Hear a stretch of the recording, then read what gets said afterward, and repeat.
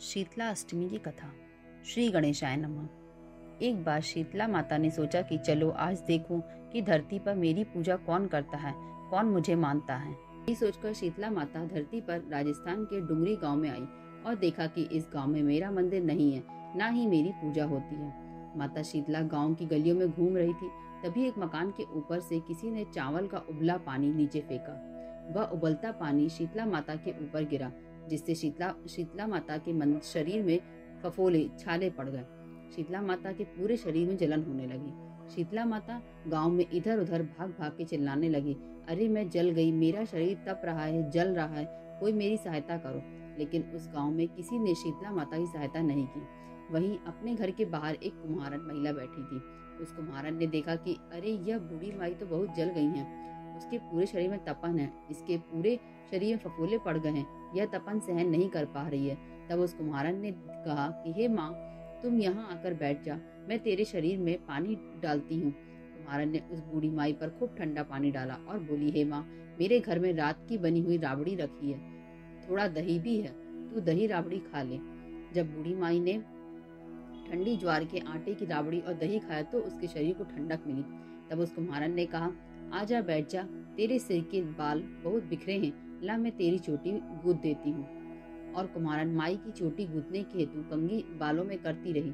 अचानक कुम्हारन की नजर उस बूढ़ी माई के सिर के पीछे पड़ी तो कुम्हारन ने देखा कि एक आंख बालों के अंदर छिपी है।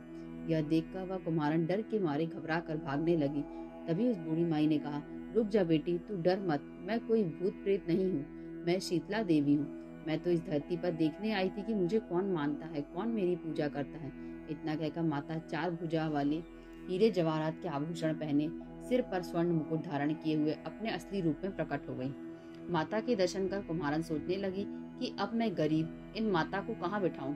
तब माता बोली, हे बेटी, तुम किस सोच में पड़ गई।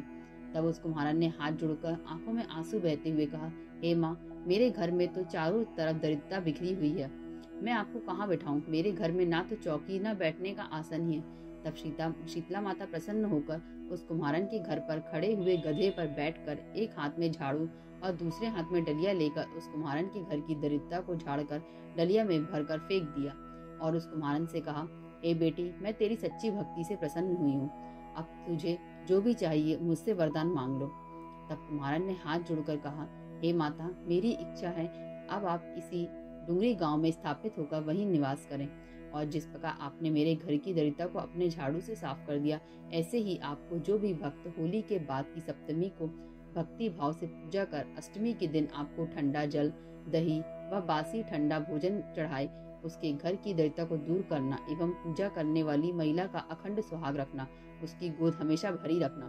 साथ ही जो पुरुष शीतला अष्टमी को नाई के यहाँ बाल ना कटवाएं, धोबी को कपड़े धुलने ना दें और पुरुष भी आप पर ठंडा जल चढ़ाकर, नारियल फूल चढ़ाकर परिवार सहित ठंडा बासी भोजन करें, उसके सारे काम धंधे व्यापार में कभी दरिद्रता न आए। तब माता बोली, तथास्तु, हे बेटी, तूने जो वरदान मांगे हैं मैं सब तुझे देती हूँ। बोलो शीतला माता की जय।